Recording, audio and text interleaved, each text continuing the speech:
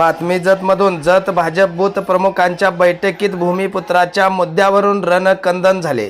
भूमिपुत्राचा मुद्दा मांडल्यामुळे आमदार गोपीचंद पडळकर समर्थक आणि भूमिपुत्र यांच्यामध्ये चांगलाच वाद झालेला आहे। बूथ प्रमुखाच्या बैठकीमध्ये राडा झालेला आहे।